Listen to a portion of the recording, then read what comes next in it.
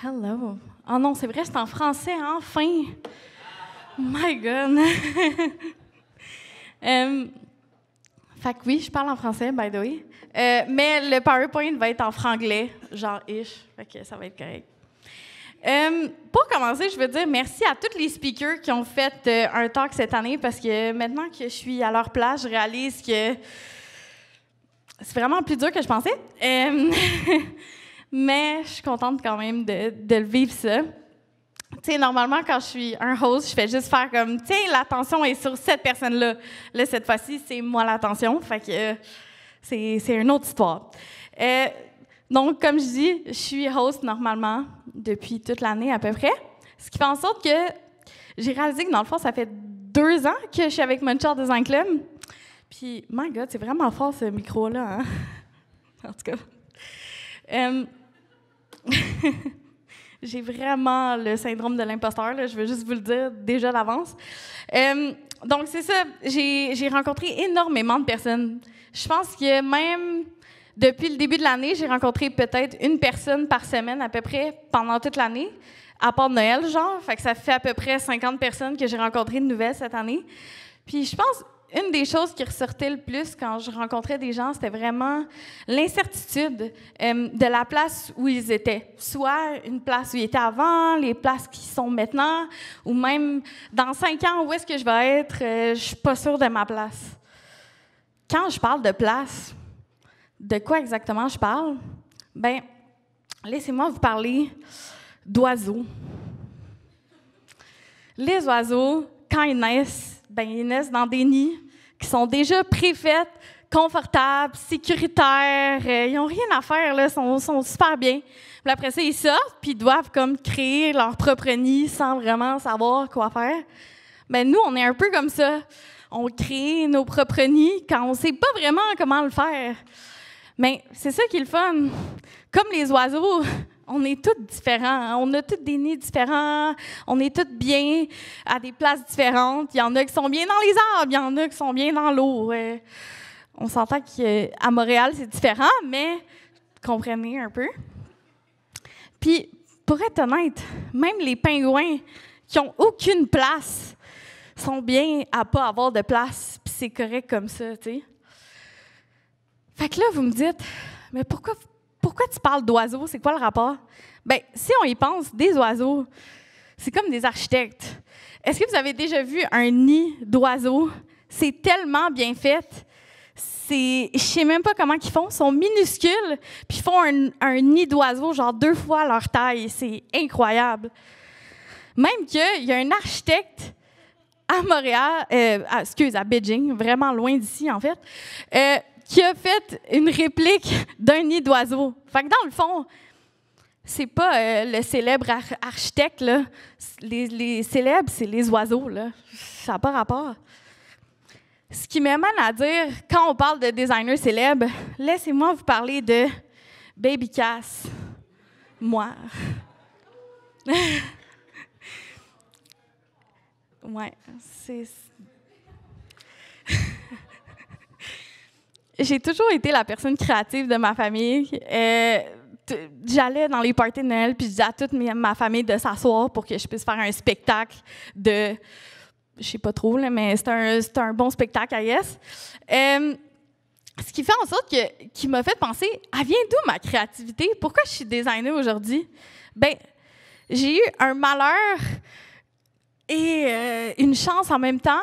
Mes parents se sont séparés quand j'avais 2 ans à peu près. Ce qui fait en sorte qu'en plus, ils ont déménagé les deux à 1 heure de distance de Montréal. Ce qui veut dire que j'avais 2 heures aller, 2 heures retour à chaque fin de semaine. Donc 4 heures à m'amuser dans un char avec absolument rien. Ce qui a fait en sorte qu'il a fallu que je trouve une manière de m'amuser. Donc toutes les technologies, je les ai appris par cœur. J'ai fait des dessins, j'ai fait n'importe quoi. Puis c'est là où ma passion commençait. J'ai même fait un cours de photographie à l'âge de 10 ans avec des gens de 40 ans à l'Ozo. Je ne sais pas si vous savez c'est où l'Ozo, sûrement, si tout le monde rit. Puis j'ai même gagné le prix à la fin, genre de la meilleure photo, tout ça. Fait que, I guess, J'ai toujours eu ce côté-là créatif en moi. Puis, j'ai commencé à parler à ma grand-mère quand je faisais cette présentation-là. Puis, elle m'a dit « Non, Cass, tu comprends pas. Ça fait tellement longtemps, même que quand tu avais 6 ans, tu as fait ton premier Photoshop. » Là, j'étais là. Ah, c'était quand ça? Mais voici mon premier Photoshop. On est allés au zoo ensemble. Puis, elle m'a montré comment faire mon premier Photoshop. J'étais tellement fière, vraiment, là, fondamentalement fière. Fait qu'on voit que je suis une personne créative, tu sais. Donc, la logique, ça serait d'aller dans quelque chose de créatif. Ben oui, j'ai été en médecine. Non, c'est pas vrai. J'ai pas les notes pour ça. J'ai été en production pharmaceutique. Qui est littéralement une place où tu es dans un building, pas de fenêtres, avec des immenses livres de lois tellement réglementées que si tu as un petit peu de créativité, tu pourrais littéralement tuer quelqu'un. Vraiment, genre. Ce qui fait en sorte que je me suis posé la question, mais pourquoi je suis en production pharmaceutique? C'est quoi le rapport? Mais à chaque fois que je disais aux gens, je m'en vais en production pharmaceutique, ils n'ont aucune idée c'est quoi, pour vrai, là. Mais ils sont comme, wow, ça a l'air incroyable comme place. Je me dis, ah ben ça doit être cool d'abord, OK, je vais aller là. Pas en tout. Ce qui m'a fait penser, dans le fond, pendant longtemps dans ma vie, à l'école, on essaie de se créer une place, puis si tu n'es pas capable de trouver ta place, les gens vont comme te créer une place pour toi. Donc, c'est arrivé comme ça où j'avais l'impression que si je me trouvais pas une place solide, j'avais juste pas de valeur à apporter à personne. Là, c'est pas triste, là, mais c'est vrai. Donc, c'est là où je me dis, OK, mais là, tu es en production pharmaceutique, comment tu es arrivé en design graphique ou en design ou whatever? Tu es ici sur le stage, fait que tu dois être en design. Oui. C'est une journée qui a tout changé. Ma meilleure amie, qui est ici, mais je ne veux pas la pointer parce qu'elle ne veut pas, je pense que je la pointe, qui a décidé d'aller à l'école de design. Puis ça a donné que je suis allée avec elle. Puis quand je suis entrée dans la place, j'étais comme, wow, c'est comme, je voyais des Photoshop partout, tu sais, j'étais là, wow, c'est tellement cool, comment ils ont fait ça, tout ça. Tout d'un coup, il y a comme une lumière qui a ouvert. Puis ça a donné que l'après-midi d'après, la personne qui est en chaire nous a dit, ben si tu veux, tu peux même suivre un cours cet après-midi. Fait qu'on est allé au cours, puis ça a donné qu'après, ben elle était comme, c'est vraiment pas pour moi. Puis moi, j'avais des étoiles dans mes yeux, là. Wow, c'est tellement pour moi, ça, c'est sûr à 100%. Puis maintenant, elle est en hygiène dentaire, fait qu'on a vraiment switché. Ce qui me fait vraiment penser, tu sais, on voit là, le processus là, jusqu'au design a été long. Puis même encore là, je suis même pas encore sûre à 100%. Au point où, tu sais, moi, je me rappelle, le premier événement que j'ai fait à Montreal Design Club, j'étais exactement dans ce coin-là. Puis je voyais Kevin sur le stage là, vraiment dedans. Tu sais, je me disais, my God, il doit l'avoir. Il doit avoir sa place solidifiée là, vraiment là.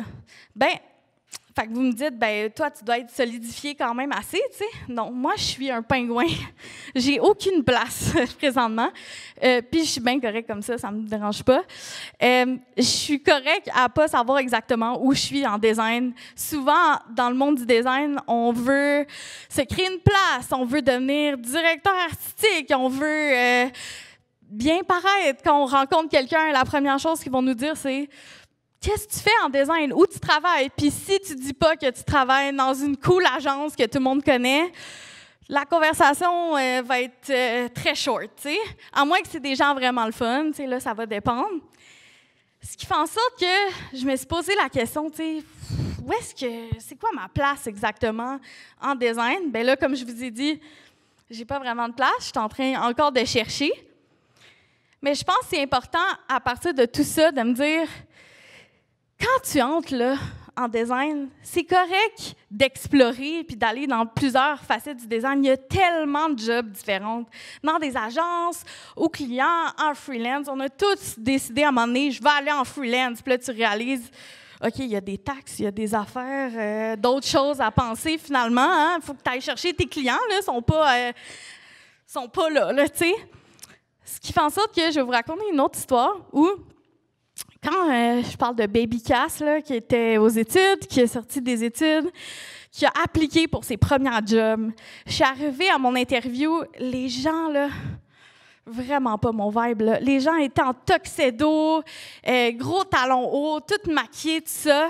Puis la madame me vous voyait. Puis tout le long, j'étais comme, écoute, je passe 12 heures devant un ordinateur. Si je vais arriver en jeans avec une tux à la tête, pas de maquillage, je veux avoir le droit.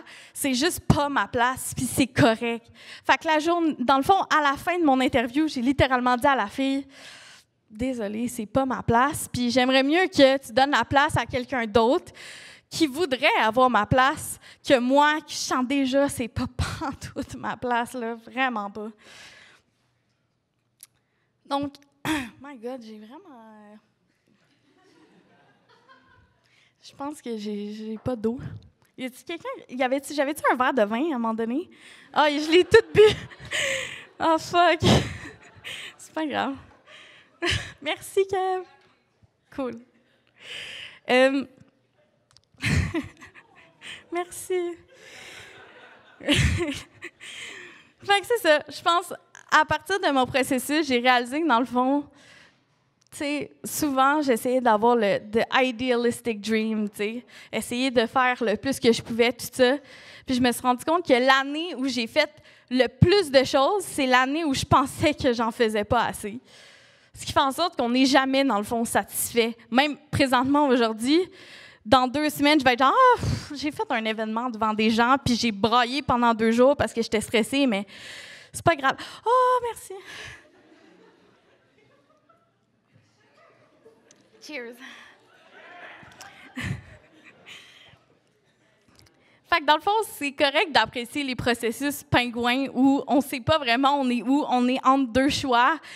On essaie de trouver notre place entre 2 choses. On n'est comme pas vraiment sûr. Puis c'est correct parce qu'en design, en plus, il y a des jobs qui se créent aux minutes, là, à peu près.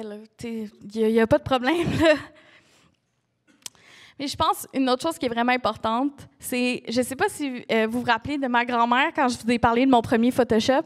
Bien, cette grand-mère-là a fait son bac en psychologie à 60 ans et a fini sa maîtrise à 67 ans. Ce qui fait en sorte que ça m'a fait penser, c'est jamais trop tard. Il y a tellement de gens qui me disent « Ah, c'est trop tard pour moi, ça sert à rien ». Mais elle a 67 ans, t'as quel âge? Il n'y a personne à 67 ans ici, là, que je vois ici. T'as encore le temps, là, je pense. Là. Mais je pense que c'est important d'aller chercher les opportunités puis de laisser les gens arriver à nous. T'sais, les gens, là, présentement, qui sont à côté de toi, si tu prenais le temps de leur parler, un petit 30 secondes, je sais à quel point c'est stressant parce que moi, j'ai de la misère aussi, là, inquiétez-vous pas. Mais c'est ces gens-là qui vont vous créer des opportunités. Si je n'avais pas rencontré Kevin, qui était sur le stage il y a presque 2 ans, je ne serais pas ici présentement à vous parler, stressée encore parce que je me dis « Qu'est-ce que je fais ici? » Tu sais, c'est ça. Je pense que c'est important de le savoir. Donc, s'il faut que je résume, là, c'est correct d'avoir des places différentes. Si ta place est dans un arbre ou dans l'eau ou tu n'as pas de place pantoute, c'est correct aussi. Wouh! Non! Oh! OK, ben je vais continuer comme ça. C'est correct d'être un pingouin. C'est jamais trop.